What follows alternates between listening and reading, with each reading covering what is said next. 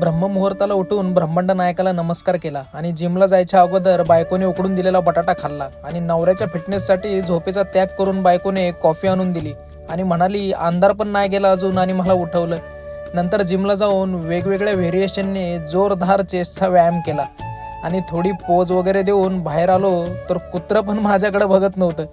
नंतर आंघोळ वगैरे करून आम्ही बाप लेकीने छान छान गंध लावून देवपूजा केली आणि श्रीमद भगवद्गीता वाचायला घेतली आणि मध्येच खोडीची लेक येऊन माझं असं सोंग आणत होती.